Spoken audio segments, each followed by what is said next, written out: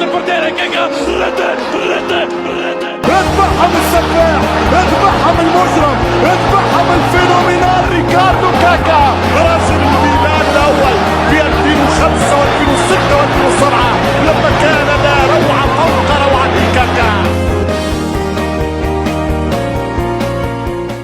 السلام عليكم ورحمة الله وبركاته. في لعيبة كورة بتحبهم ولاعيبة لأ، بس كاكا كان العكس، الكورة كانت بتغرقه في حبها، بس زيه زي أي قصة حب نهايتها ساعات بتجرح. تعال أحكي لك الحكاية من أولها كده بالراحة.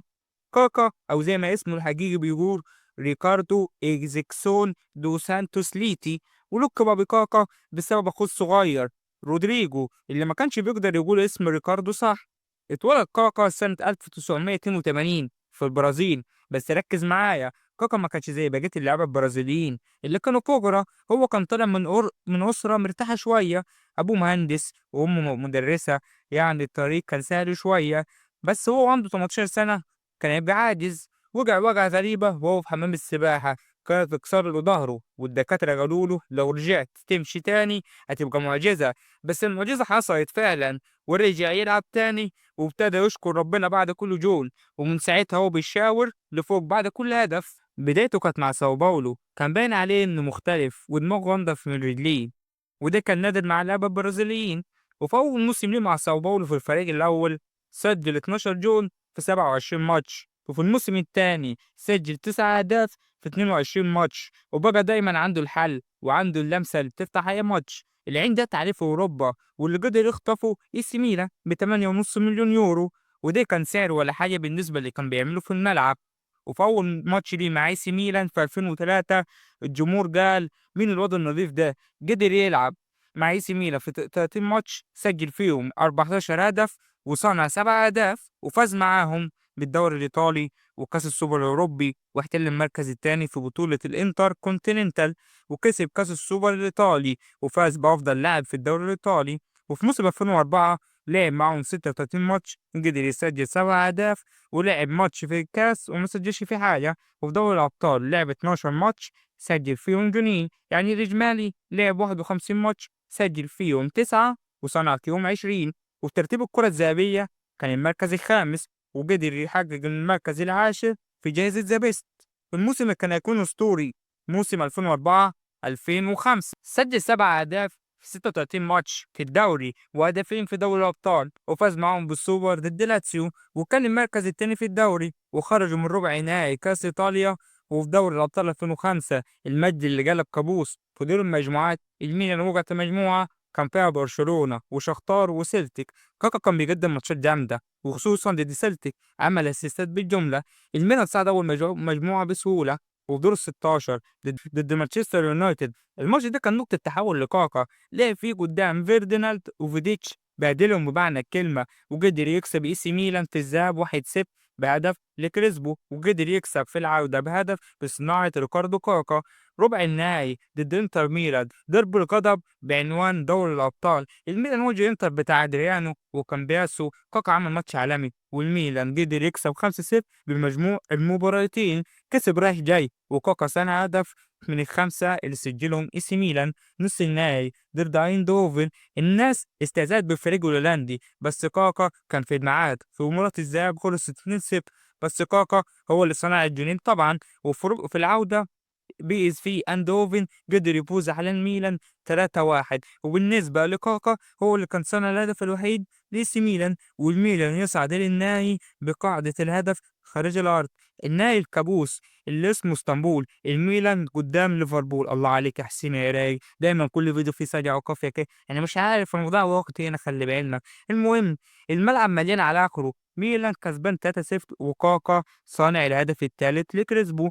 الناس كلها قالت خلاص الماتش خلص، لكن في الشوط الثاني تحصل كارثة. في 6 دقايق الليفر يرجع بالثلاثة، وطبعا الحارس دوتيك يتألق قدام هجوم ميلان الكاسح، والماتش يروح لضربات جزاء ويتألق الحارس دوتيك الثاني، بس كاكا يقدر يسجل ضربة الجزاء بتاعته، بس ميلان يخسر في النهائي. وفي موسم 2005 2006 كاكا قدر يسجل 19 هدف ويصنع 12 هدف. في الدوري المنافسة كانت قوية مع اليوفي قدر يكسب الدوري، بس لسه فضيحة كالتشيو بولي ويتخصم من ميلان 30 نقطة ويهبط اليوفي من الدوري ويتم سحب اللقب من اليوفي. بس ده ما أثرش على ميلان لأن الفريق قبل الخصم ما كانش واخد الدوري، وبعد الخصم صعد برضه لدوري الأبطال. ده أثر عليهم بقى فين بقى في الموسم اللي بعده اللي هو 2006 2007. بدأوا الموسم وهم مخصوم منهم 8 نقط، وفي الموسم ده قدر كاكا يسجل 18 هدف ويصنع 11، وده يعتبر افضل موسم لكاكا. هتقول لي ازاي افضل موسم لكاكا هو مسجل 18 وصنع 11؟ اقول لك الارقام دي قبل ميسي وكريستيانو. يعني رونالدو الظاهره في سنه 76 97 اللي هو افضل موسم ليه لما كان في برشلونه، رونالدو كان مسجل فيه كام جون؟ 47 جون. 47 جون بالنسبه لكريستيانو وميسي كانوا لأسوأ موسم لكريستيانو وميسي كانوا بيسجلوا في فوق ال 40 جون. يعني زمان الكوره كانتش معتمده على الاداء، الكوره كانت زمان معتمده على المهاره، على الاداء الفردي. دلوقتي الكرة منظومة معتمدة على شغل المدرب، يعني اللي عنده مدرب أحسن يعتبر عنده أحسن فريق في العالم. يعني هتقول لي مانشستر سيتي 2023 السنة اللي خدوا فيها دوري الأبطال، ولا ميلان 2007 دي السنة اللي خدوا فيها دوري الأبطال؟ أقول لك ميلان. هتقول لي أقول لك عشان الأفراد اللي موجودة في ميلان. يعني أقول لك واحد زي هالاند ده دي 49 جون في دوري الأبطال لحد دلوقتي، يعني الأرقام دي خرافية. واحد زي هالاند 21 سنة 22 سنة 49 جون رقم خرافي. ولا واحد زي هنري جايب 50 جون بس. اقول لك هنري لان الارقام مش مكسره في بدايه اللعب، الارقام حاجه مهمه في كره القدم، هي اللي بتكسبك الماتش من الاخر، بس مش افضليه، مش معايا كافضليه اللعب. علاج اجوان هالاند اجوان منظومه، اجوان اي حد ممكن يجيبها عادي، الا بعض الاجوان فيها اجوان خارقه اكيد لهالاند، بس الاحسن هنري الاجوان اللي فيها شغل فردي. بس خلينا نكمل مع كاكا. وفي دوري أبطال 2007 ميلان صعد أول مجموعة على لين وشختار واندرلخت، وكاكا في دور المجموعات قدر يسجل 5 أهداف، منهم هدف الفوز على أندرلخت وهاتريك في ماتش العودة على أندرلخت في أرضه، المباراة اللي خلصت لميلان 4-1. وفي دور ال 16 ضد سيلتيك، مباراة الذهاب في سيلتيك خلصت 0-0، لكن في العودة ميلان يفوز 1-0 في الوقت الإضافي، وكاكا هو اللي سجل الهدف وصعد بيهم لدور ربع النهائي ضد بايرن ميونخ. مباراة الذهاب خلصت 2-2 وكاكا قدر يسجل هدف، وفي العودة في أرض الألمان الماتش يخلص 2-0 للميلان وكاكا صنع هدف. وفي نص النهائي ضد مانشستر يونايتد، مباراة الذهاب على أرض اليونايتد ويخسر ميلان بنتيجة 3-2. كاكا سجل هدفين منهم الهدف الأسطوري اللي لبس إيفرا وهانسا في بعض. وفي ماتش العودة الميلان يقدر يفوز 3-1 وكاكا يسجل الهدف الأول. ونروح لماتش النهائي ضد ليفربول تاني، في الدقيقة 85 إنزاجي يسجل الهدف الأول للميلان، وفي الدقيقة 82 كاكا يصنع الهدف الثاني لإنزاجي، وفي الدقيقة 89 الليفر يسجل الهدف الأول. بس خلاص الوقت كان متأخر والميلان بطل دوري أبطال أوروبا. كاكا هداف البطولة ب10 أهداف. كاكا كمان يفوز بالكرة الذهبية وجايزة ذا بيست وأفضل لاعب داخل إيطاليا. وفي موسم 2007 2008 كاكا سجل 19 هدف وصنع 15 هدف، لكن الميلان أنهى الموسم ده في المركز الخامس وكمان خرج من دور 16 من على يد أرسنال. وفي موسم 2008 2009 كان آخر موسم لكاكا مع ميلان، قدر يسجل 16 هدف وصنع 12 هدف. وفي موسم 2009 يروح ريال مدريد ب 65 مليون يورو بعد رفض عرضين من السيتي وتشيلسي، وكان جزء من جيل الجلاكتيكوس اللي كان لسه واصل ليه كريستيانو رونالدو ب 94 مليون يورو، وبنزيما ب 35 مليون يورو، والونسو من الليفر ب 34 مليون يورو. وفي موسم 2009 2010 يبدأ الموسم بإصابة. أصل كاكا كان عنده إصابة في الركبة من أيام ميلان، بس في ريال مدريد الإصابة دي زادت. بدل ما نلاقي كاكا بيقود المشروع الجديد بدأ يعالج نفسه وأداؤه نزل خالص وبقى يلعب على الواقف. وقدر كاكا يسجل 9 أهداف بس وصنع 12. وفي موسم 2010 الريال يتعاقد مع جوزيه مورينيو وأوزيل ب 18 مليون يورو ومع دي ماريا ب 33 مليون يورو، وقدر يسجل كاكا 7 أهداف بس وصنع 6 بس. وكان واضح إن العلاقة مع مورينيو ما كانتش أحسن حاجة. كاكا كان ملتزم بس مورينيو بيحب اللعيب الجاهز، بس كاكا كان لسه بيحاول يرجع لمستواه. هو اتصاب في الموسم ده وغاب عن 25 مباراة. كاكا كان بيتهم مورينيو إنه ما بيصبرش عليه، وكان بيقول دايمًا إن العلاقة ما بينهم كانت متوترة، لدرجة إن مورينيو قال: "كاكا راجل كويس، بس مش لعيب في خطتي." نفصل شوية ونخش في مسيرة كاكا مع المنتخب.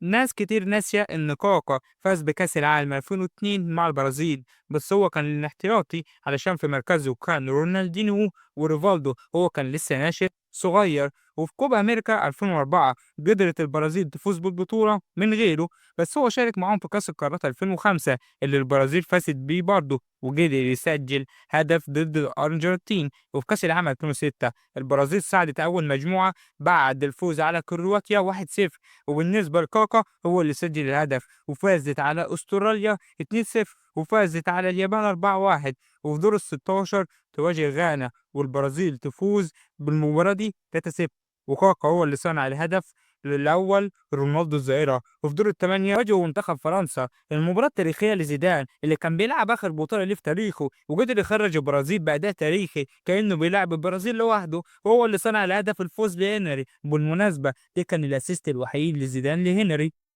وفي كأس القارات 2009 البرازيل واجهت أول ماتش ليها ضد مصر، وقدر كاكا يسجل هدفين. وفي المباراة التانية ضد أمريكا صنع هدف، وفي الماتش التالت صنع هدف ضد إيطاليا. وقبل النهائي قدر يفوز على جنوب أفريقيا، وفي النهائي قدروا يفوزوا على أمريكا بنتيجة 3-2. وفي النهاية توج كاكا بأفضل لاعب في البطولة، وقدر يفوز كمان بأفضل لاعب برازيلي. وفي كأس العالم 2010 كاكا صنع هدفين ضد ساحل العاج، لكنه خد كارت أحمر واتطرد في المباراة دي. وفي دور ال 16 يصنع هدف ضد تشيلي، بس البرازيل تخرج من البطولة على يد هولندا. كاكا مع المنتخب لعب 92 ماتش، سجل فيهم 29 هدف. نرجع بقى لسنة 2013، السنة اللي رجع فيها كاكا لميلان، بس خلاص نسخة ميلان القديمة راحت، وبعدها ساب ميلان وراح أورلاندو سيتي بعد توقيع العقد بيوم يطلع موسم إعارة لساو باولو. ما قدرش يثبت نفسه هناك ورجع تاني لأورلاندو سيتي،